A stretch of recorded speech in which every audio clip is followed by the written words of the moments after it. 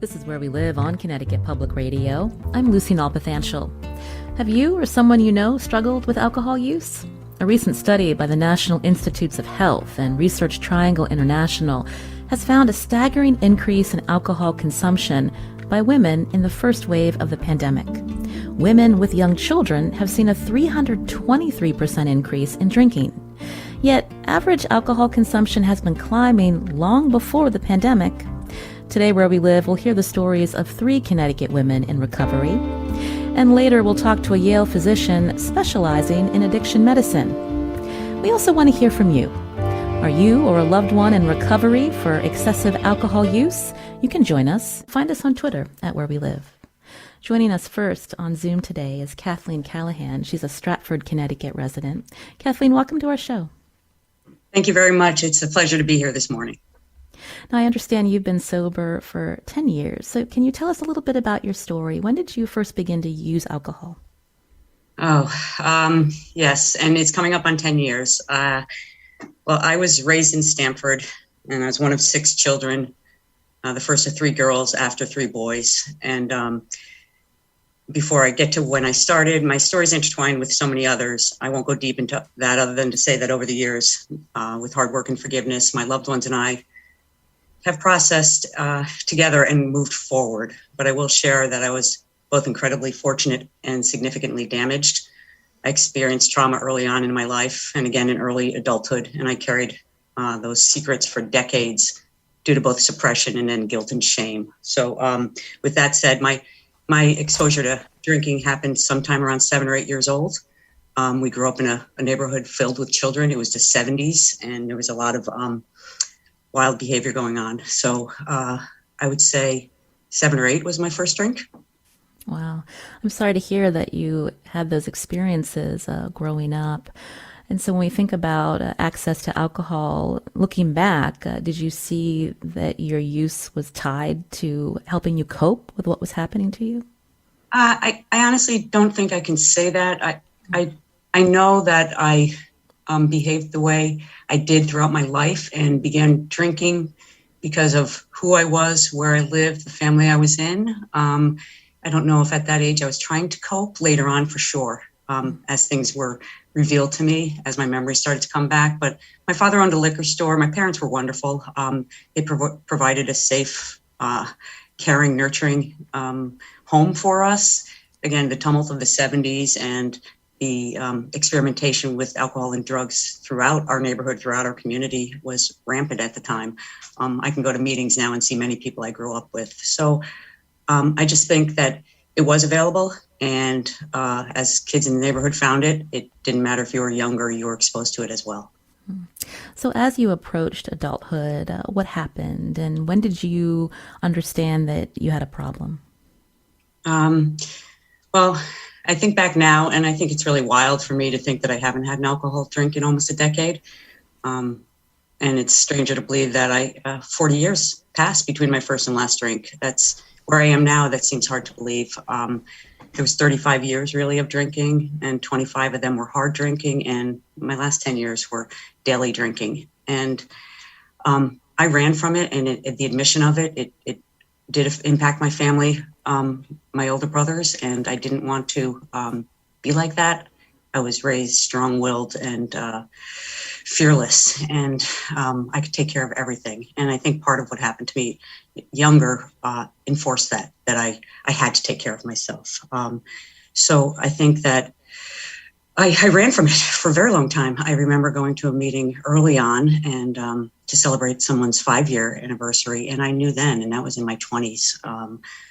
I had a disastrous early marriage, and which was verbally abusive, and I knew then. I knew I was escaping my drinking by marrying him. He did not drink, so I knew, but I couldn't get a handle on it at all. And I had, multiple diagnoses through therapy and multiple admissions for treatment and multiple relapses.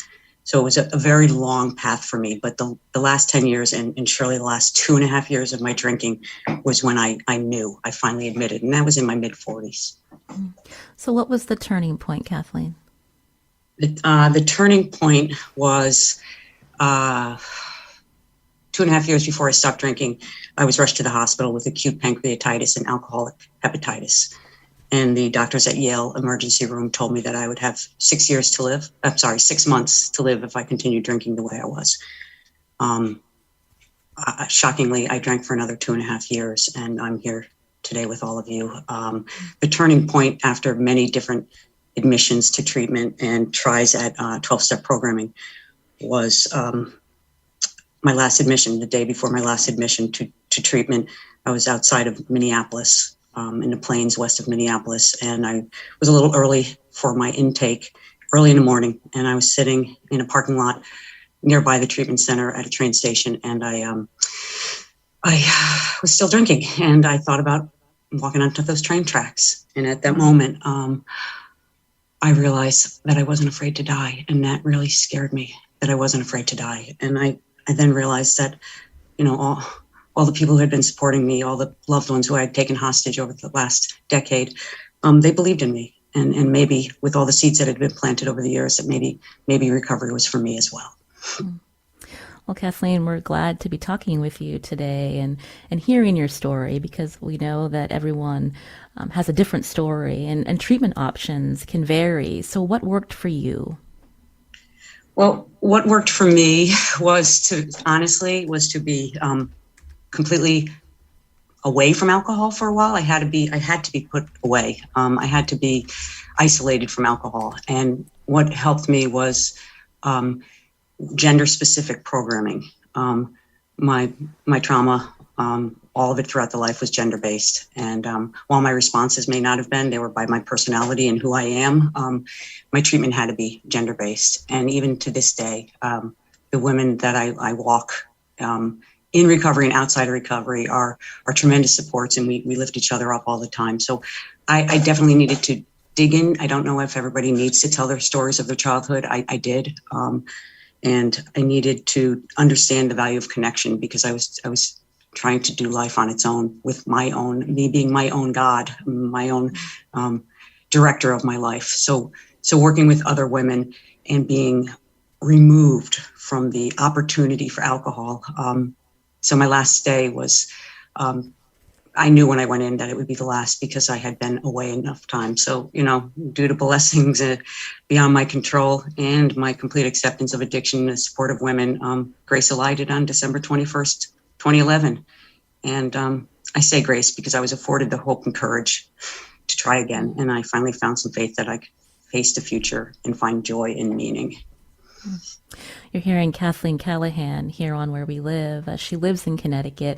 She's going on 10 years sober as we talk with women in recovery from excessive alcohol use. So we're talking about this today because researchers say that this problem has skyrocketed during the pandemic, especially among women in the first wave, but it was growing even before this public health crisis.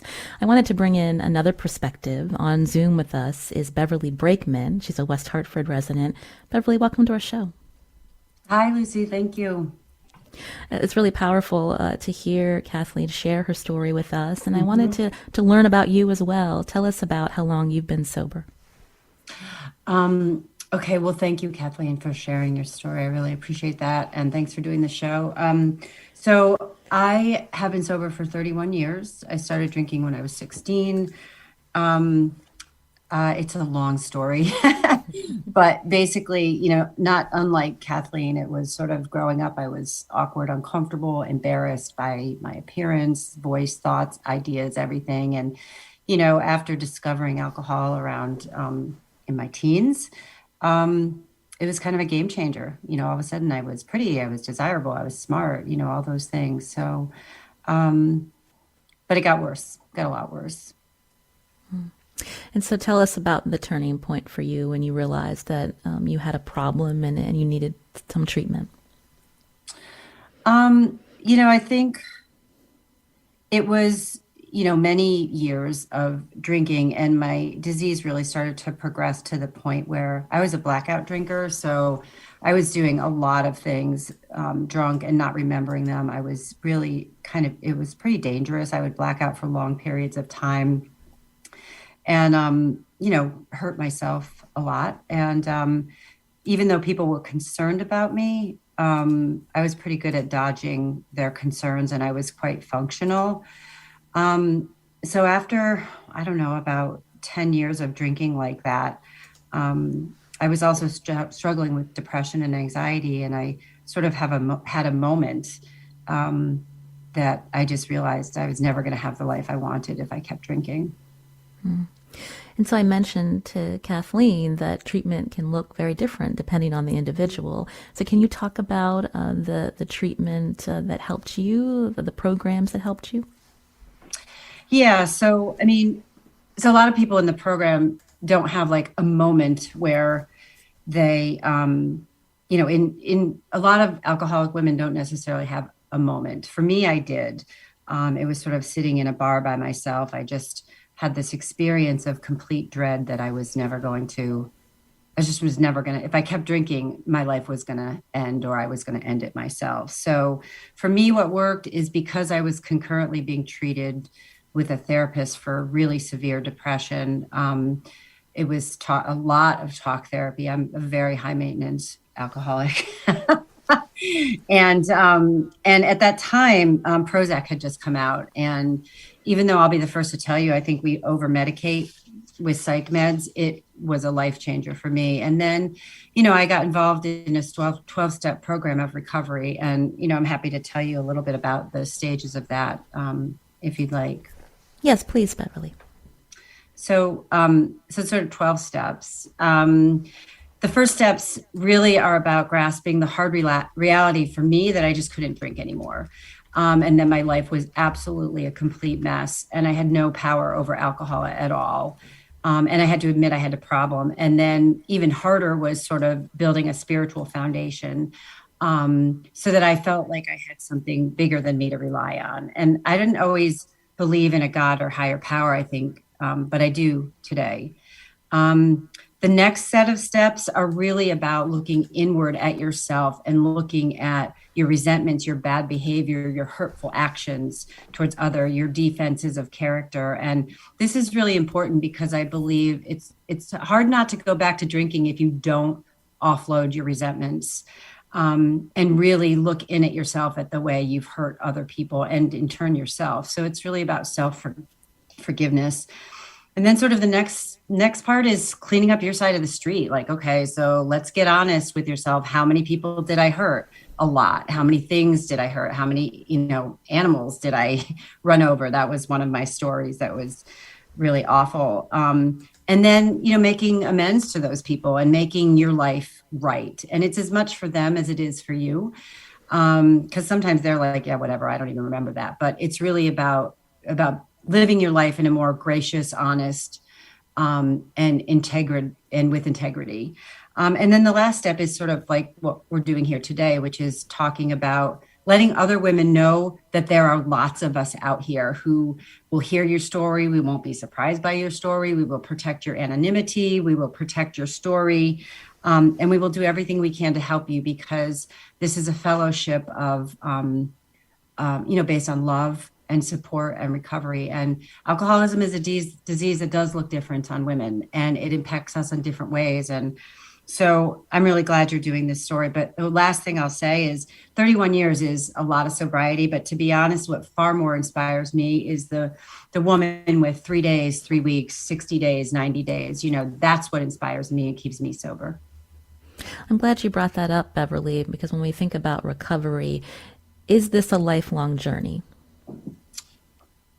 For me, absolutely. Like the 12 steps that I just sort of went through, you can apply them to so many parts of your life, because I'm an addict, so I don't drink alcohol anymore, but trust me when I tell you, I can go over the top on exercise, food, relationships, you name it. I'm sort of hardwired in that way. So these steps really, really work for me.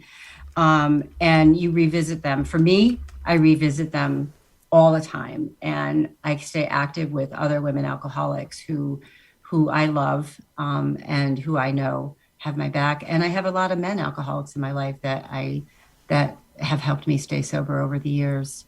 So if anybody's listening to this, you are not alone. Kathleen Callahan, I wanted to go back to you to ask you again, when we think about your story and the importance of sharing it, do you think it helps confront that stigma that other people struggling with alcohol use encounter from people they know?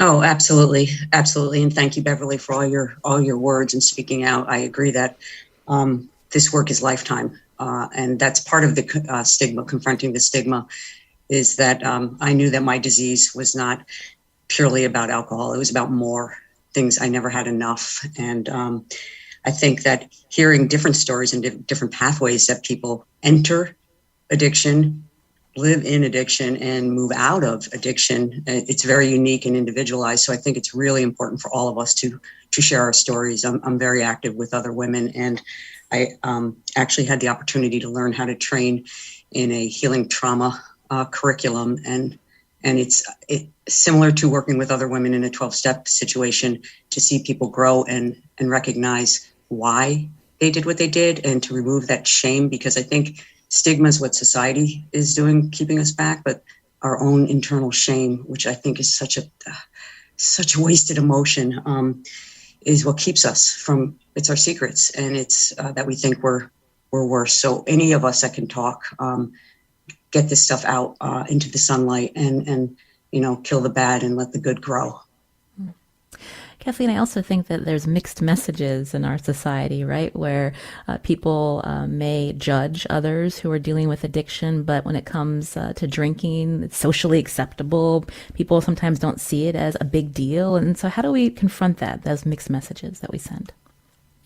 Well, I think, for a long time, I've changed careers in the path of my recovery. I was a software engineer for over 2 decades. And when I came into recovery, I eventually went back and got my associates in drug and alcohol counseling, and then my master's in social work, so that I could do some of this work. And I think initially treatment obviously is important for the people that are already diagnosed and have issues that require that level of care.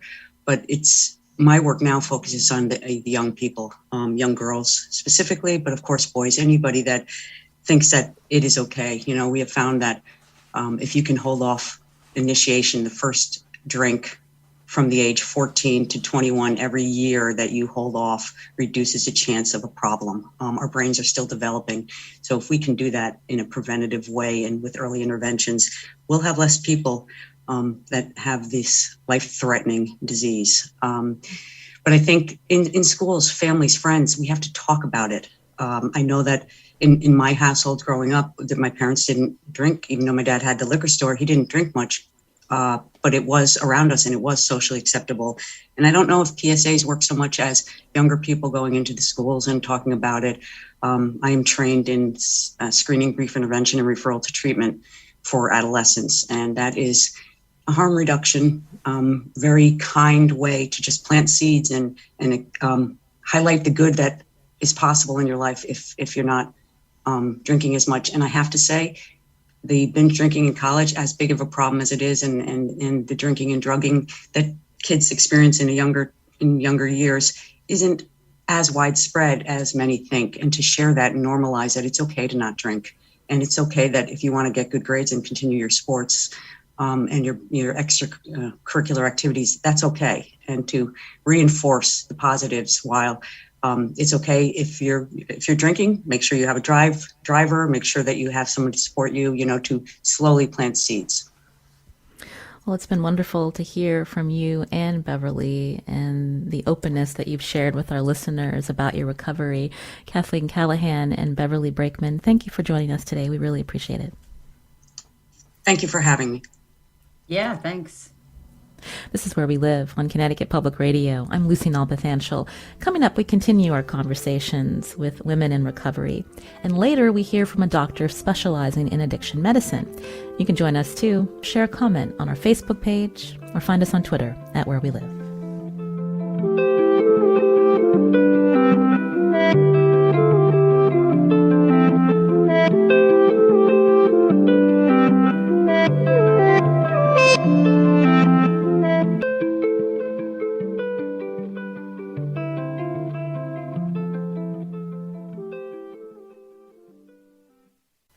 This is Where We Live on Connecticut Public Radio. I'm Lucy Nalpathanchel.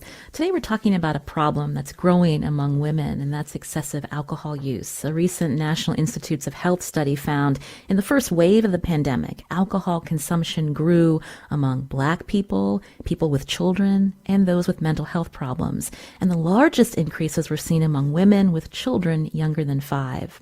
We want to continue to talk to women in recovery, and joining us now on Zoom is Amanda Aronson, owner of Aronson Consulting in West Hartford. She's also a school board member in the town. Amanda, welcome to our show. Good morning. Thank you so much for having me and for highlighting this really important topic. Now, I know that you've been sober for more than 7 years, and now you're working with women through your consulting firm to also help them overcome their alcohol consumption issues. So talk about how you've been doing that and how you met your own recovery. Well, thank you. I do work with women as part of my work. Some of the work I do involves people who want to manage sober living, but I work with women who really want to take their personal and professional development seriously. And we do that through some strategic planning. So it's not just about their recovery, but it might be about managing some of the other aspects of their lives, because in my experience, that is really part of this process of recovery. My recovery story, I think, started when I started drinking in high school socially. But my recovery story really started when I was a senior in college, and I paid my way through school. So I was working full time. I was a full-time student, and I really had it in my mind that I didn't want to miss anything. So I was going to work hard, play hard. And throughout that time, I started to buckle under the stress. I picked up some really bad habits. I would isolate at the end of the night and relax as a reward for myself at the end of the day. And I would listen to music and write and drink. And I got closer and closer to drug use over the years that I was in school. I had to stop my education on 2 occasions to save up my tuition money, and really experienced what it's like to be completely by myself on my own. And I entered basically a downward spiral where by my senior year, I was thriving academically, but I was personally in crisis. And a professor of mine actually helped me break that cycle. And he taught me coping skills. He taught me how to use them. And I was able to enter into the adult part of my life free from drug use. But it really showed me how fast my life could go from fine to not fine, and that I could interrupt that cycle. So for the next part of my life, I was drinking socially, going to weddings, girls' weekends, binge drinking for sure on those occasions. I had a lot of fun, but I still hung on to that end of the night where everyone else's night would be done and I would stay up and I would relax with drinking. I loved that feeling of going numb and having that time all to myself. And it really felt like a reward for me.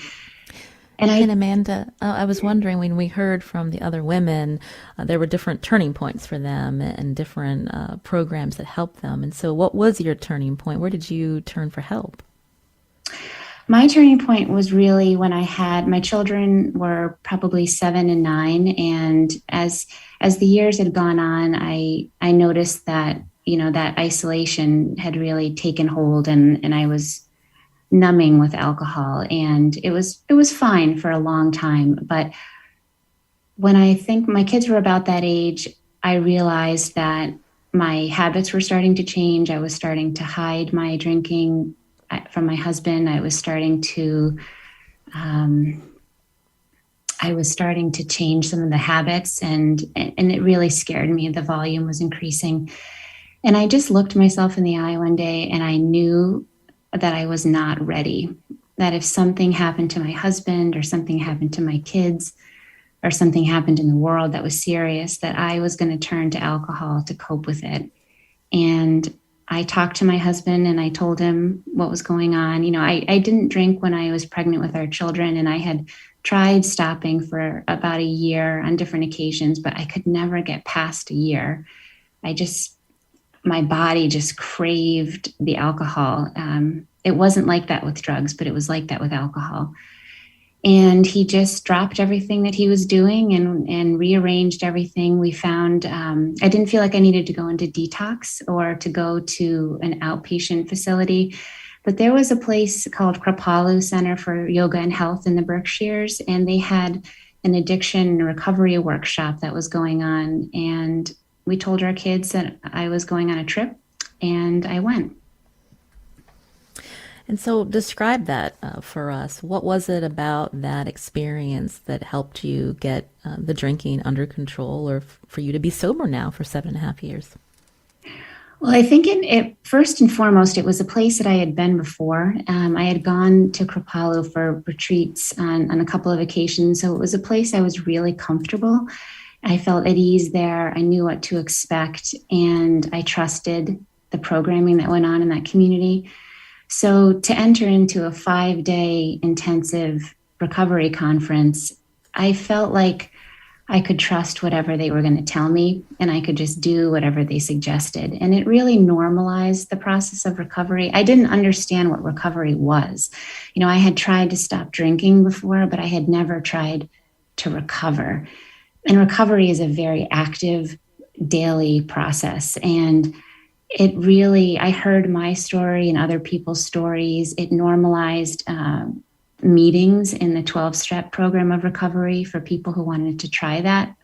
I had tried that once before on my own, and I found it very overwhelming. I didn't know what to expect, but in this setting, I could experience that and have that normalized for me before I came home and tried to utilize some of that programming. When we talk about alcohol use among women, is this a hidden problem? And what do you think about that personally? And what do you hear from women that are also in your network that are also in recovery?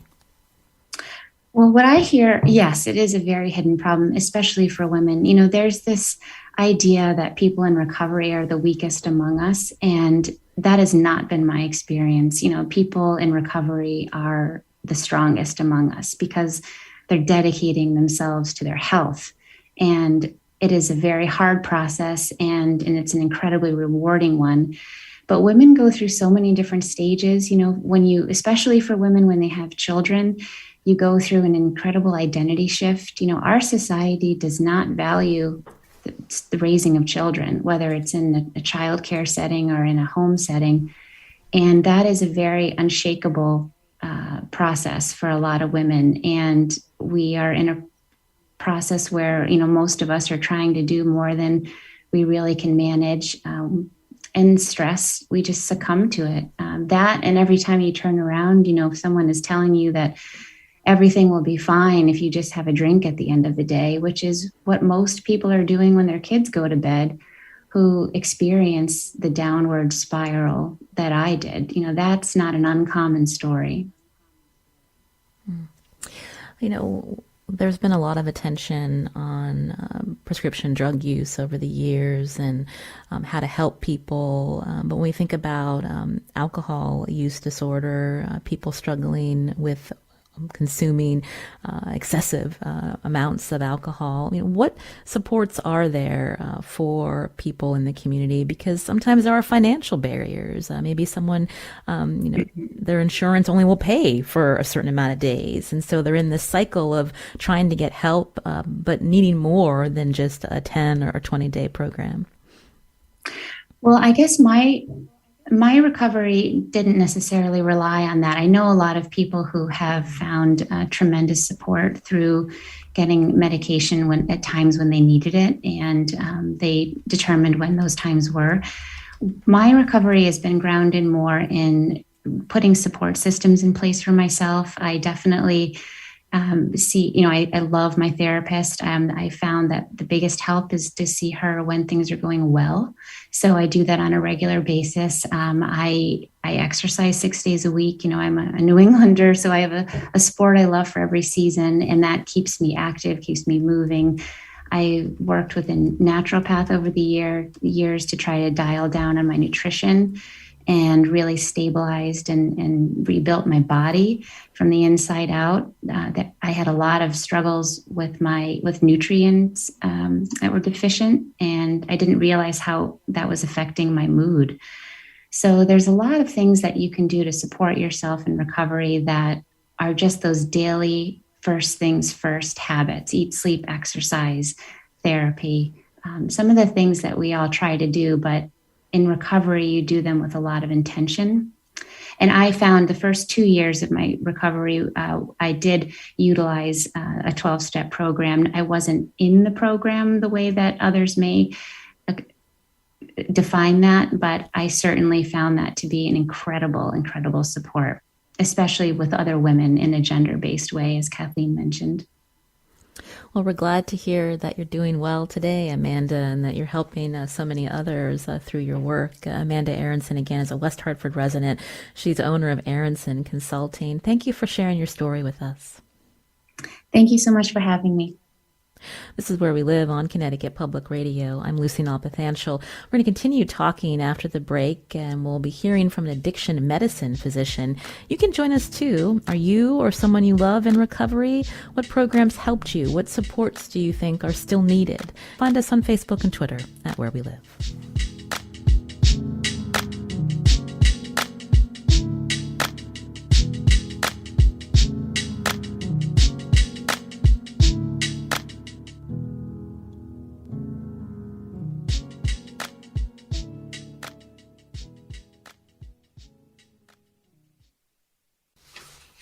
This is Where We Live on Connecticut Public Radio. I'm Lucy Nalpathanchel. Today we've been talking with Connecticut women in recovery from excessive alcohol use, this problem rising among women even before the pandemic.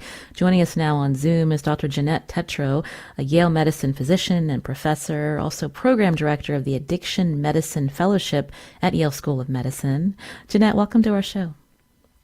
Thank you so much. Thank you for having me, and thank you to Beverley, Kathleen, and Amanda for sharing their stories and shedding light on this important topic.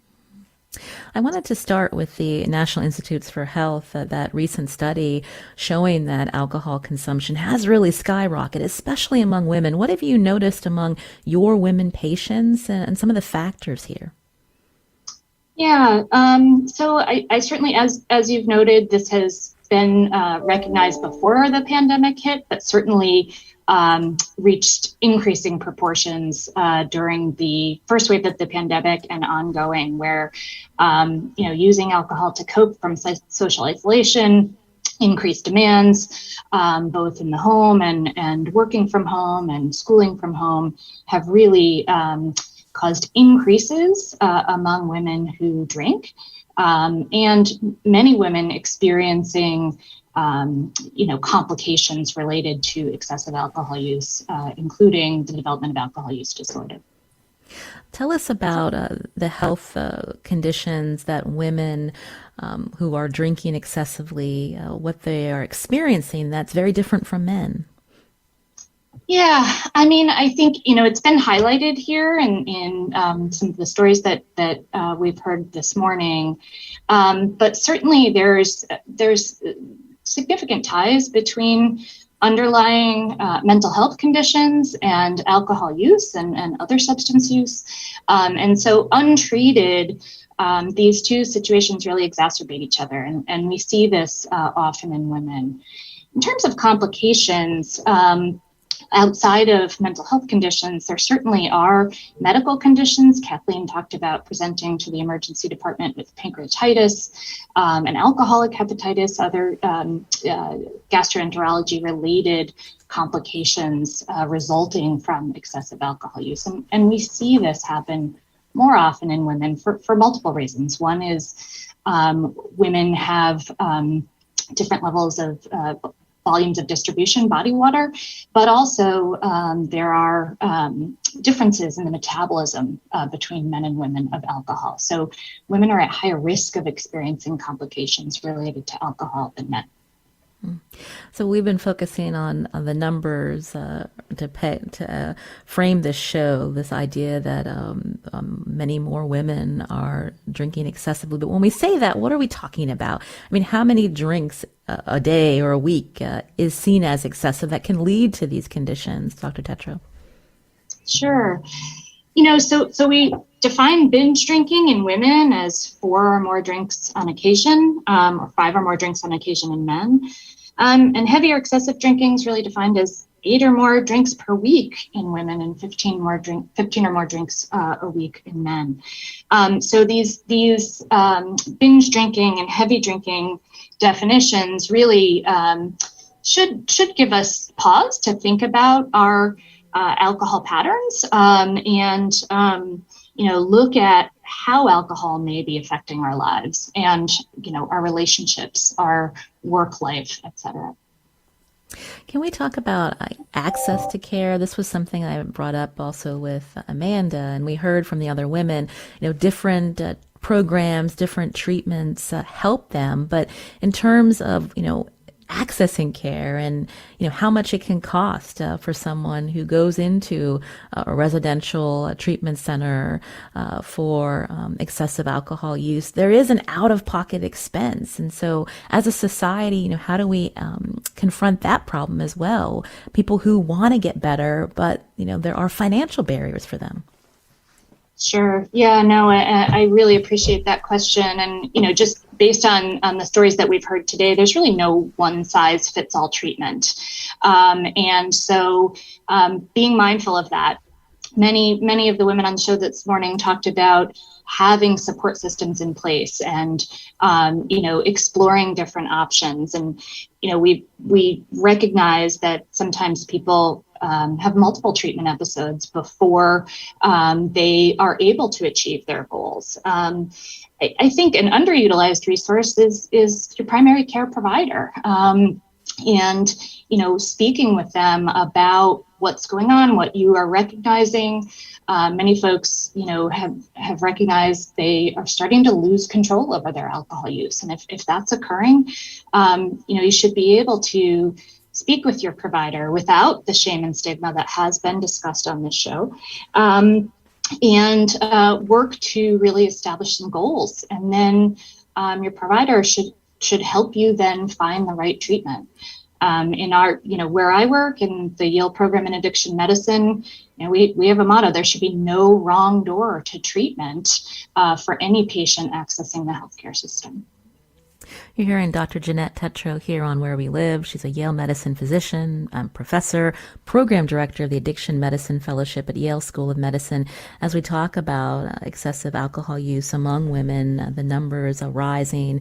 Dr. Tetrault, I'm wondering, when we think about the health conditions that women have unique to men when they are consuming large amounts of alcohol, that's leading to increased numbers of hospitalizations. And what have you seen in the pandemic? Yeah, most certainly. I mean, we are certainly seeing our hospital beds fill up, not just because of COVID, right? People are coming in with complications related to alcohol use at higher rates. There's, as I mentioned, concerns about, increased drinking, but also development of alcohol use disorder, where it's really loss of control, significant consequences, and physiologic phenomenon related to alcohol. And we're certainly seeing that presenting in the hospital settings. Also, other substance use has also increased during this time.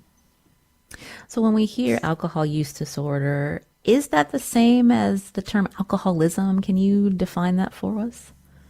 Yeah, so alcohol use disorder is really a set of criteria that we look at, and for folks who've recognize that alcohol may be impacting their life, we use criteria to define whether someone has an alcohol use disorder, and it falls into 3 general domains. If they're experiencing physiologic consequences, meaning they experience withdrawal symptoms or notice they need to drink more alcohol to get the desired effect. If they notice they're losing control over their alcohol use. So while it may have been controlled at one point, now they really can't control it. And then the other general domain is continued alcohol use despite consequences, despite harm. And so when we sort of look at these criteria, the more of these 11 criteria that an individual is experiencing, the more severe we consider their alcohol use disorder. And you mentioned earlier that the first stop in seeking out help, it can be the chat with the primary care physician. So when you look at this research that shows that alcohol use has been growing even before the pandemic, how does that messaging change at the doctor's office, the communication that the doctor needs to have with the patient, especially when we know, people haven't been staying routine with their checkups in this pandemic? How do you reach your patients with these very important messages? Sure. Yeah, that's a great question.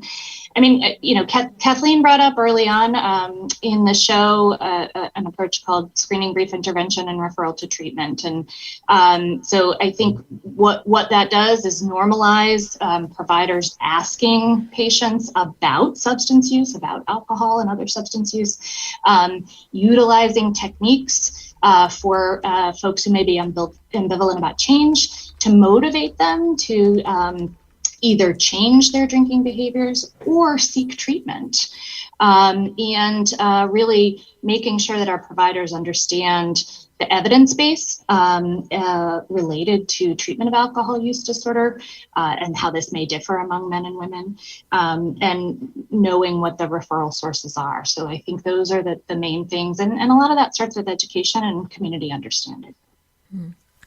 Again, we're talking to Dr. Jeanette Tetrault here on Where We Live.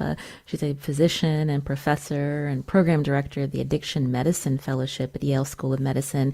Earlier in the show, I asked the women who shared their stories with us about the mixed messages that our society puts out there. Even when we hear, red wine, drinking red wine helps with heart health, or, oh, if you're stressed out, just have a drink, you'll feel better. And so how do we confront all those messages, Dr. Tetrault?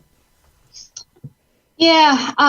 So, I mean, there are certain, there are certain times in one's life that alcohol should not be consumed at all, right? So pregnant women, before, young adulthood, before age 21. These are times when we really should be really careful with our messaging, and work with folks who may still be engaging under those circumstances. Outside of that, there's really no healthy reason to drink alcohol. It's more, reducing harm. And again, this is a topic that Kathleen brought up earlier that I firmly believe in, which is we should focus on any particular harms that a patient is experiencing related to their substance use and work with them to achieve the goals that they're looking for. So currently, the recommendations are to either engage in no alcohol consumption, or for women, less than 1 drink per day. When we think about treatment and the different paths that people can take, I mean, do you have guidelines for women patients on which path to take that is best for them? Yeah, I mean, I think, again, treatment should be individualized. There is no one size fits all. And so, again, this is where the primary care provider can be very impactful because they know the patient's history kind of above and beyond the presentation with alcohol use. So for women who have underlying mood and anxiety disorder, and that's intertwined with their alcohol use, certainly thinking about treatments for alcohol that are also focused on caring for their underlying mental health. We talked a lot about intertwining of alcohol use and trauma, and really thinking about trauma-informed care when we approach patients with alcohol use. I think one of the things we haven't talked a lot about on this show is the impact of medications, and there are medications that can really help with cravings. And so this may be an important component of care for some patients, and has a strong evidence base behind it. And we only have a couple of minutes left, but can you name some of the medications that you subscribe for your patients that can help them? Sure. Naltrexone is probably the most widely studied and has the best evidence base behind it, can reduce cravings from alcohol. That comes in an oral and an injectable form. There are other medications. One is called camprosate.